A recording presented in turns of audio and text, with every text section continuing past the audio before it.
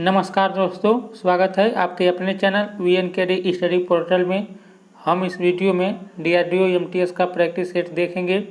आज इसका पार्ट 7 है, यानी देखिए आज इसका भाग 7 है। यदि आपने अभी तक इसके पिछला वीडियो नहीं देखा है तो आप ज़रूर देख लीजिएगा, और आपने अभी तक चैनल को सब्सक्राइब नहीं किया है तो सब्सक्राइब जरूर कर लीजिए। देखिए आज का पहला प्रश्न यानी 36 नंबर प्रश्न है। देखिए हम जनरल अवेयरनेस से टॉप 30 प्रश्नों को करते हैं। तो आज का पहला प्रश्न है, द्रव्य के माध्यम से किया जाने वाला लेन देन क्या कहलाता है। तो देखिए 36 का पहला विकल्प सही हो जाएगा। द्रव्य के माध्यम से किया जाने वाला लेन देन जो है क्रय विक्रय कहलाता है। देखिए यहाँ पर द्रव्य यानी जो है पैसा यानी मनी से तात्पर्य है, तो द्रव्य के माध्यम से किया जाने वाला लेन देन जो है क्रय विक्रय कहलाता है, इसको याद रखिएगा।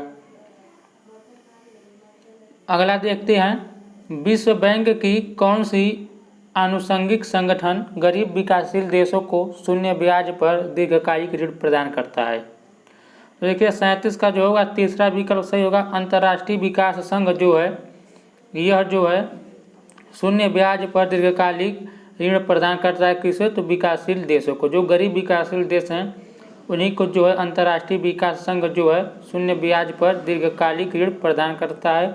तो 37 का तीसरा विकल्प सही होगा, इसको याद रखिएगा। अगला प्रश्न देखते हैं, भारत में वर्तमान में भारतीय स्टेट बैंक को छोड़कर कितने बैंक राष्ट्रीयकृत हैं। तो देखिए 38 का जो होगा चौथा विकल्प सही होगा।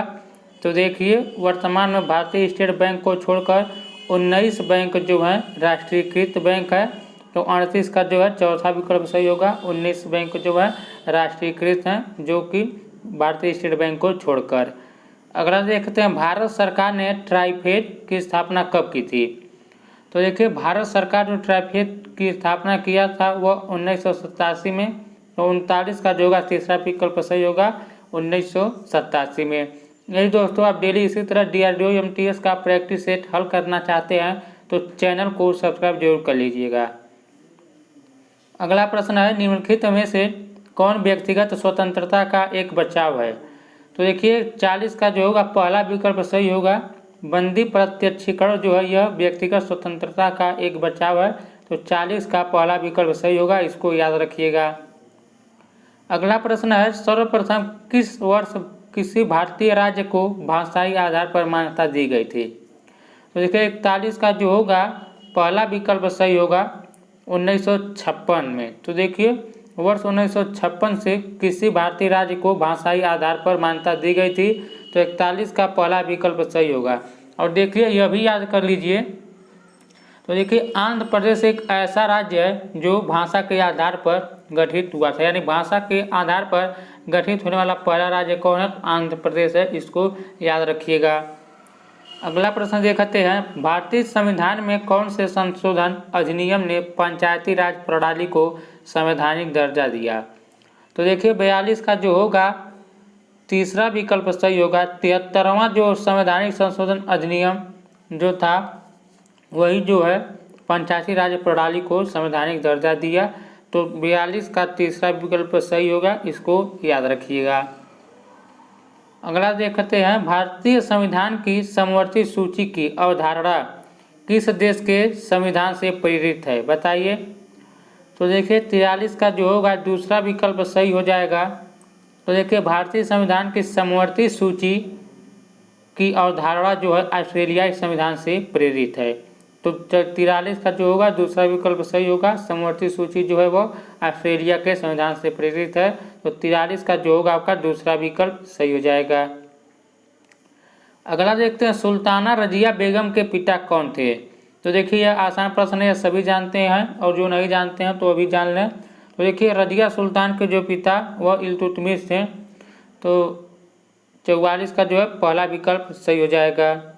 देखिए यह प्रथम मुस्लिम शासक यानी जो सुल्तान थी यही रजिया बेगम जो है यह प्रथम जो थी मुस्लिम शासका थी, इसको याद रखिएगा।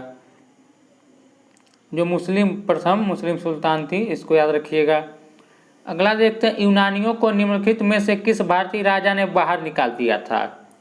तो देखिए 45 का जो होगा 45 का तीसरा विकल्प सही होगा। तो देखिए मौर्य साम्राज्य के संस्थापक जो चंद्रगुप्त मौर्य थे उन्होंने यूनानियों को भारत से बाहर खदेड़ दिया था। तो 45 का तीसरा विकल्प सही होगा। मौर्य यानी चंद्रगुप्त मौर्य जो थे, इन्होंने यूनानियों को भारत से बाहर निकाल दिया था।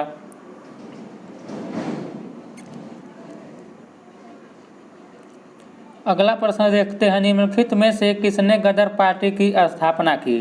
तो देखिए, गदर पार्टी की जो स्थापना किए थे वह लाला हरदयाल किए थे। तो 46 का चौथा विकल्प सही होगा, इसको याद रखिएगा। गदर पार्टी की स्थापना जो किए थे वह लाला हरदयाल किए थे।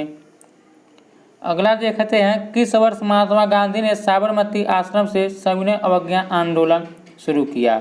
तो देखिए 47 का जो होगा तीसरा विकल्प सही होगा। महात्मा गांधी ने 6 अप्रैल 1930 को गुजरात में दांडी के तटीय गांव में नमक कानून को तोड़ने के साथ नागरिक अवज्ञा आंदोलन शुरू किया। यानी देखिए इसका तीसरा विकल्प सही होगा। 47 का तीसरा विकल्प सही होगा, इसको याद रखिएगा।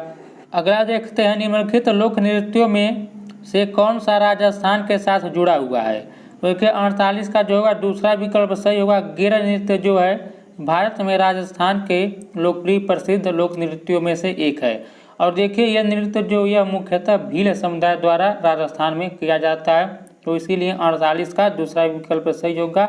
गेर जो है यह राजस्थान का एक प्रमुख लोक नृत्य है, जिसको याद रखिएगा। अगला देखते हैं, निम्नलिखित में से कौन सा राज्य नवकलेबर त्योहार से संबंधित है। तो देखिए 49 का जो होगा चौथा विकल्प सही होगा। उड़ीसा जो है वह नवकलेबर त्योहार से संबंधित है। तो 49 का चौथा विकल्प सही हो जाएगा, ओडिशा। अगला देखते हैं, चिल्का झील निम्नलिखित में से किस राज्य में स्थित है। तो देखिए चिल्का झील जो है वह उड़ीसा में स्थित है, इसको याद रखिएगा। तो देखिए चिल्का झील जो है एक खारे पानी का लेगुन झील है। यह भी परीक्षा में काफ़ी बार पूछा गया प्रश्न है। तो चिल्का झील किसके लिए जाना जाता है। तो देखिए यह खारे पानी की एक लेगुन झील के लिए जाना जाता है और यह कहाँ है, यह उड़ीसा में स्थित है। अगला प्रश्न देखते हैं, निम्नलिखित में से किस नदी का उद्गम भारतीय क्षेत्र में नहीं होता है। तो देखिए 51 का जो होगा तीसरा विकल्प सही होगा, ब्रह्मपुत्र नदी हो जाएगा। तो इसका उद्गम जो है भारतीय क्षेत्र में नहीं होता है। तो 51 का तीसरा विकल्प सही हो जाएगा। तो देखिए ब्रह्मपुत्र एक जो है अंतर्राष्ट्रीय नदी है जो तिब्बत, भारत तथा बांग्लादेश से होकर बहती है। तो देखिए ब्रह्मपुत्र का उद्गम जो है तिब्बत के दक्षिण में मानसरोवर के निकट चेमायुंग दुंग नामक हिमवाह से हुआ है, इसको याद रखिएगा। और देखिए ब्रह्मपुत्र की लंबाई जो है लगभग 2900 किलोमीटर है, इसको भी याद रखिएगा। अगला देखते हैं, विश्व की सबसे कम उम्र का वलित पर्वत है। तो बताइए। तो देखिए 52 का जो होगा दूसरा ऑप्शन सही होगा इसका। तो देखिए विश्व का सबसे कम उम्र का वलित पर्वत जो है वो हिमालय पर्वत है। तो 52 का जो होगा दूसरा विकल्प सही हो जाएगा। तो देखिए हिमालय पर्वत दुनिया का जो है सबसे नया मोड़दार पर्वत है। देखिए 52 का दूसरा विकल्प सही होगा। अगला देखते हैं, कौन सी पर्वत श्रृंखला दक्कन के पठार को भारत गंगा के मैदान से अलग करती है। तो देखिए 53 का जो होगा पहला विकल्प सही होगा। विंध्याचल पर्वत या विंध्य पर्वत श्रेणी जो है यह जो है दक्कन के पठार को भारत गंगा के मैदान से अलग करती है। तो 53 का पहला विकल्प सही हो जाएगा। अगला देखते हैं, भारत में चाय का सबसे बड़ा उत्पादक राज्य कौन सा है। तो देखिए भारत में चाय का सबसे बड़ा उत्पादक राज्य जो है वह देखिए असम है। तो इसको याद रखिएगा, भारत में चाय का सबसे बड़ा उत्पादक राज्य जो है वह असम है। 54 का दूसरा विकल्प सही हो जाएगा। यदि दोस्तों आप डेली इसी तरह DRDO MTS का प्रैक्टिस सेट हल करना चाहते हैं तो चैनल को सब्सक्राइब जरूर कर लीजिएगा। अगला देखते हैं, निम्न में से कौन सा वर्षा का एक रूप नहीं है। तो देखिए 55 का जो होगा तीसरा विकल्प सही होगा। कोहरा जो है यह वर्षा का एक रूप नहीं है। तो 55 का तीसरा विकल्प सही हो जाएगा।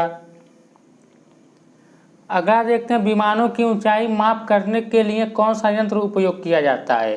तो देखिए 56 का जो होगा चौथा विकल्प सही होगा। अल्टीमीटर जो है ऊंचाई मापने के लिए विमान में प्रयोग में आने वाला एक यंत्र है। तो देखिए 56 का चौथा विकल्प सही हो जाएगा। विमानों की ऊंचाई माप करने के लिए अल्टीमीटर नामक यंत्र का उपयोग किया जाता है। तो 56 का चौथा विकल्प सही होगा, इसको याद रखिएगा। अगला देखते हैं, परमाणु प्रतिक्रिया जिसमें एक नाभिक लगभग द्रव्यमान के 2 नाभिक में विभाजित होता है क्या कहलाता है। तो देखिए 57 का जो होगा तीसरा विकल्प सही होगा।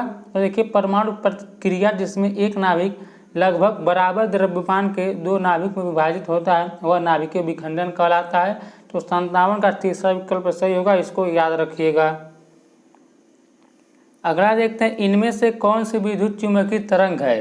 तो देखिए 58 का जो होगा पहला विकल्प सही होगा। अवरक्त किरणें जो है यह एक विद्युत चुम्बकीय तरंगें होती हैं। तो 58 का पहला विकल्प सही हो जाएगा। तो देखिए अवरक्त किरणें जो है एक विद्युत चुम्बकीय विकिरण है, इसको याद रखिएगा। तो 58 का पहला विकल्प सही हो जाएगा।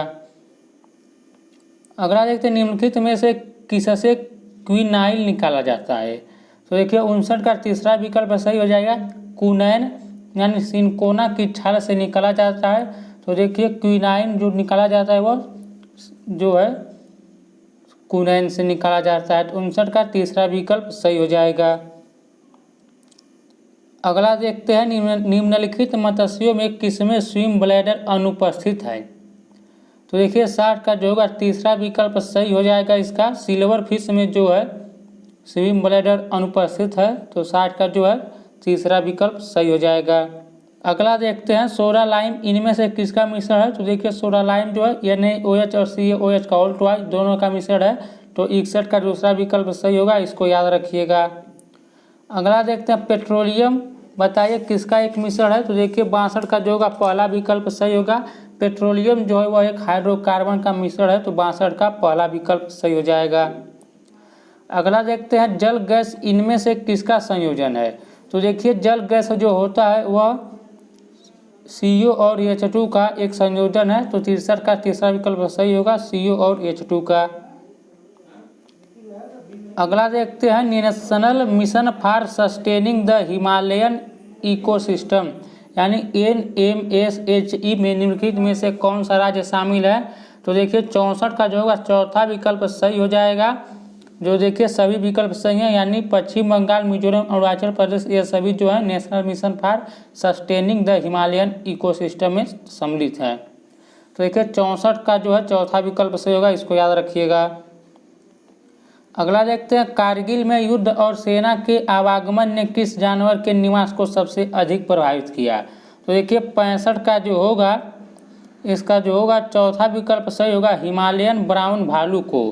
तो देखिए कारगिल में युद्ध और सेना के आवागमन ने जो है हिमालयन ब्राउन भालू को जो है सबसे अधिक प्रभावित किया। तो 65 का चौथा विकल्प सही हो जाएगा। तो इस वीडियो में इतना ही दोस्तों, अब अगला भाग हम कल देखेंगे। नमस्कार।